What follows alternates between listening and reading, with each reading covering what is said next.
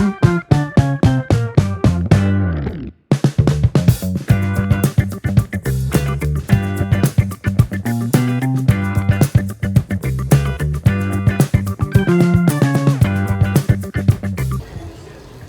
pessoal, tudo bem? Meu nome é Bela Martins e esse é meu colega Alexandre Barbosa. Estamos aqui com a nossa convidada, psicóloga Ítala. Muito obrigada pela presença, psicóloga.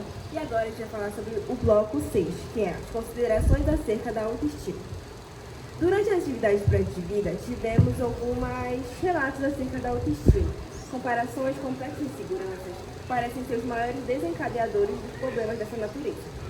Medo do abandono, sentimentos de carência, frustrações, inveja e outras coisas podem também influenciar. Aprender a lidar com essas questões é o segredo para encontrar o equilíbrio. Portanto, a primeira pergunta pelo público foi: como posso me amar do jeito que sou? Boa tarde, a todos e a todos.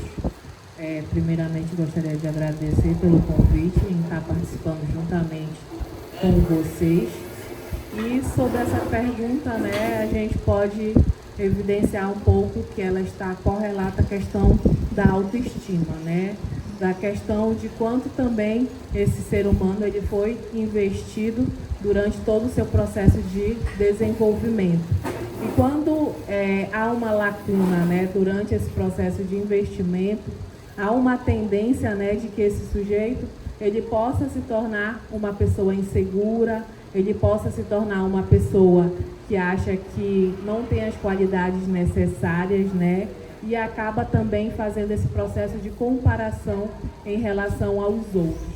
E aí a gente tem que ter em mente, também o quanto que a nossa sociedade hoje em dia ela acaba impondo certos padrões, padrão de beleza, um padrão de que nós temos que ser loiras, que nós temos que ter o cabelo liso, e muitas das vezes a gente acaba esquecendo um pouco das nossas raízes. Então, esse processo ele é de suma importância, fazer com que cada um de nós possa ter uma atitude reflexiva acerca da nossa constituição de sujeitos, que a gente possa valorizar cada vez mais aquilo que a gente é, em detrimento àquilo que a sociedade espera da gente. Então, o primeiro passo é a gente se aceitar do jeito que a gente é, do jeito que a gente, as nossas peculiaridades, a nossa singularidade, e assim contribuir, para que outras pessoas também possam se aceitar desta maneira e desta forma, e fazer com que sejam adultos cheios de potência, que eles possam externalizar essa força para outras pessoas. Com isso, como a gente pode aprender a expressar nossos sentimentos e necessidades? Bom, essa questão da expressão dos sentimentos, a gente sempre diz que é um processo, Muitas pessoas têm maior facilidade de estar expressando os seus sentimentos, as suas emoções, e outras apresentam um pouco mais de dificuldade, Então, eu digo também que isso também perpassa por toda uma questão de criação, De como esse sujeito ele foi constituído, de como esse sujeito ele manteve as suas relações dentro do ambiente familiar, se foi uma família que sempre esteve pautada na questão do diálogo, na questão de conversar com os filhos, Porque tudo isso, de alguma forma, vai fortalecendo o ego desse sujeito, fazendo com que esse adolescente, esse jovem, se tornem um adulto mais seguro e mais convicto das suas escolhas, É normal achar que ninguém ama a gente? Não, não é normal. Até porque a gente somos seres de relações, Então, algo tem aí, algo também depende muito também da questão da situação, porque essa pergunta é uma questão muito ampla, Em que contexto, se a gente for parar, em que contexto surgiu essa pergunta? Porque a partir daí a gente pode ter uma resposta mais específica acerca dessa questão. Como não se importar com comentários maldosos sobre você? essa questão perpassa muito também sobre a questão da autoestima, né? Como que eu me vejo enquanto sujeito? Será que eu realmente sei quem eu sou? Será que eu sei acerca das minhas potencialidades, acerca dos meus atributos, acerca do que eu posso ter de bom para oferecer à sociedade? E aí é uma coisa muito legal que a gente sempre diz, né? Da gente aprender a diferenciar aquilo que é meu daquilo que é do outro. De a gente saber diferenciar esse processo.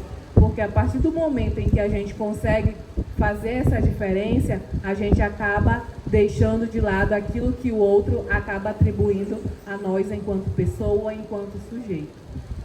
Muitos jovens hoje em dia têm medo do futuro, né? Se sentem inseguros em relação a isso. Então, como a gente pode se sentir melhor em relação ao nosso futuro?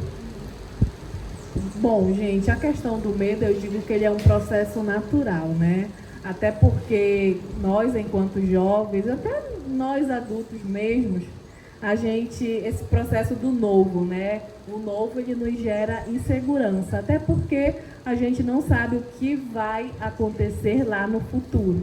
Então, o processo de medo, ele é normal, mas ele acaba se tornando, vamos dizer, patológico a partir do momento que esse medo, ele acaba eliminando as possibilidades de você seguir em frente. Então, sentir o processo de medo, ele é normal para qualquer ser humano.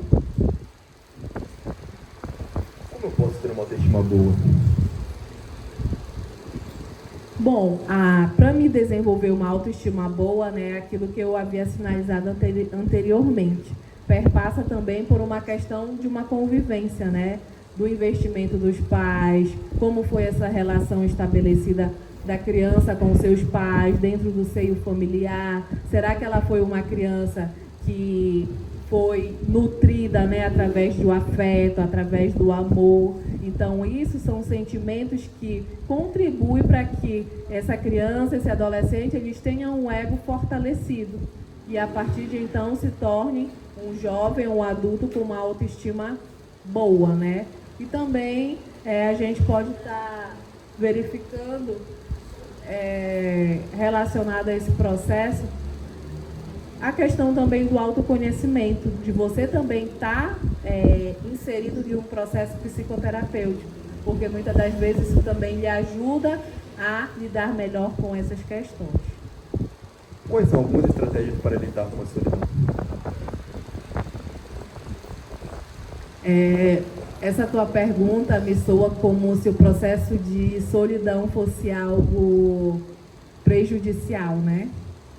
E aí eu parto do princípio que varia muito, né? Porque, primeiramente, eu digo que para a gente manter um processo de relação, estabelecer relações, primeiramente a gente tem que se conhecer, a gente tem que se aceitar da forma que a gente é, para depois a gente querer estabelecer uma relação com o outro.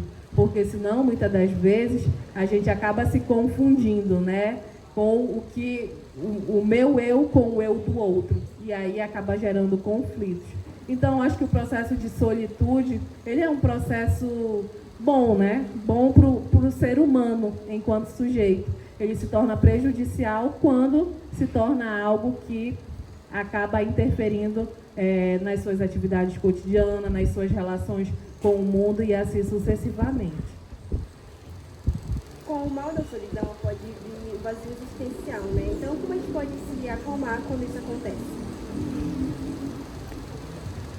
Bom, essa questão da solidão, acho que você já está partindo para uma perspectiva patológica, né? Caso isso venha acontecer, o ideal é que a pessoa procure a ajuda de um profissional, né? E que esse profissional, ele faça uma escuta qualificada, verifique qual o cerne dessa questão, qual o motivo de essa solitude estar trazendo grandes prejuízos para a vida desse sujeito. E, a partir de então, criar estratégias para que esse sujeito ele possa ressignificar essa sua vivência.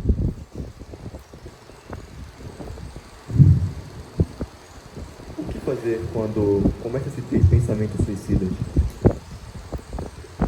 Bom, como a gente havia sinalizado no bloco anterior, né, o pensamento suicida, hoje em dia também é algo bastante recorrente.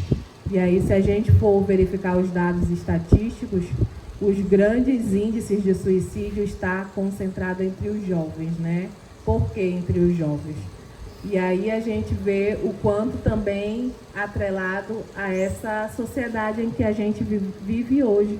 Uma sociedade capitalista, uma sociedade que estimula muitas das vezes o ter em detrimento do ser, e uma sociedade que impõe valores que muitas das vezes as pessoas acabam que não tendo um amadurecimento emocional para lidar com essas questões. E aí, por que os jovens, né? O jovem está naquela fase da adolescência, na fase de descoberta, na fase também de constituição, né, do seu eu, da sua personalidade. E a gente merece uma devida atenção, porque muitos jovens, muitas das vezes, é a questão do imediatismo. Eu quero tudo isso para ontem, a sociedade te cobra também isso. E se a gente não tem uma maturidade emocional para lidar com essas questões, a gente acaba adentrando num processo depressivo. E a depressão, se ela não for trabalhada desde os seus sintomas iniciais, muitas das vezes ela acaba levando esse jovem às ideias suicidas. O que seriam as ideias suicidas? Seria justamente o planejamento, né, que esse jovem, para lidar com aquela dor existencial, que ele não consegue dar conta, que ele quer dar um fim naquele sentimento, então ele começa no processo de ideação suicida, que é o planejamento, né? Até que isso venha a concretização do ato suicida, que seria justamente onde esse adolescente ele atenta contra a sua própria vida.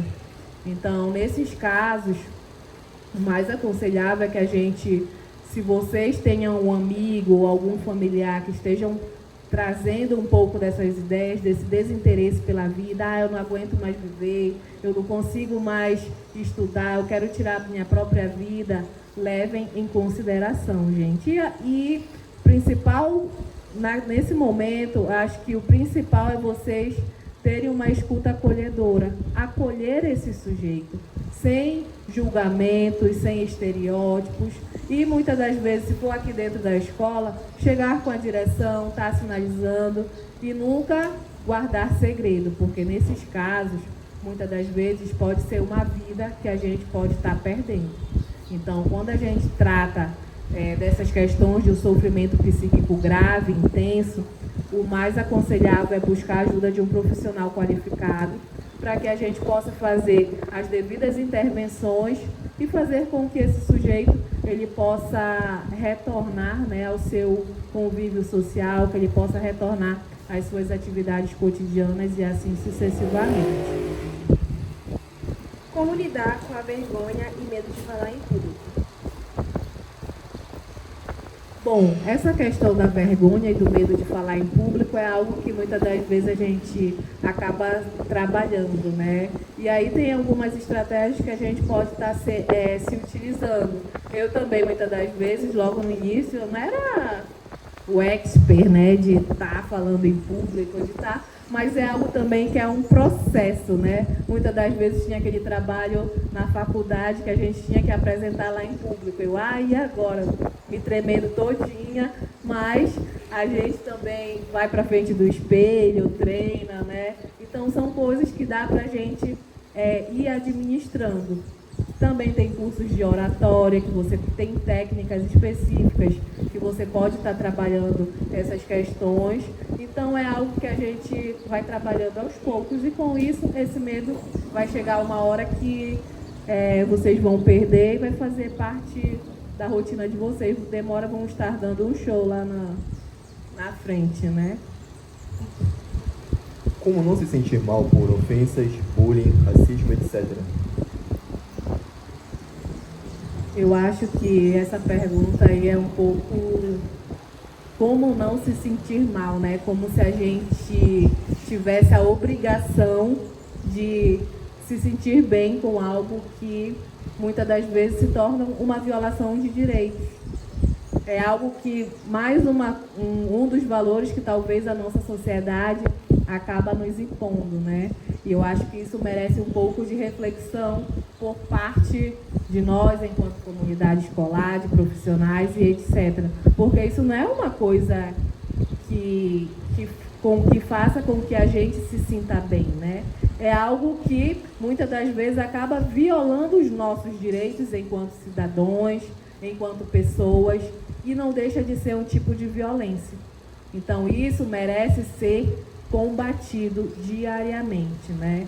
Então, através de ações preventivas dentro das escolas, o que a gente busca estar fazendo, né? E assim sucessivamente. Vocês também, de sensibilizar a comunidade escolar do que isso pode causar na vida de um sujeito. Do que isso pode impactar no desenvolvimento dessa pessoa. Então, eu acho que cabe a nós refletir um pouco sobre essas questões, né? Porque quando escutamos algo positivo vindo do próximo, nos sentimos alegres. Porque ao fazer algo que a gente sente prazer, ao fazer algo em que nos motiva, é liberado um hormônio chamado serotonina. E essa serotonina faz com que desperte um sentimento de alegria, né? De prazer. Então, por isso que é importante, nos casos em que as pessoas estão com, vamos dizer, num processo depressivo, em que essas pessoas elas comecem a se reconectar com algo que lhe dava prazer antes. Então, a partir daí, a gente vai conseguindo fazer com que essa pessoa também retorne, né, ao seu convívio mais saudável e etc. Por que as pessoas têm medo, como, por exemplo, o medo de morrer? Essa questão da morte, né, durante muito tempo a gente se discutiu, né, por que o medo da morte, né? E o medo atrelado à morte porque a gente vai estar lidando com o nosso processo de finitude, né? E é algo que ninguém nunca vai vivenciar, ninguém nunca experienciou esse processo de morte.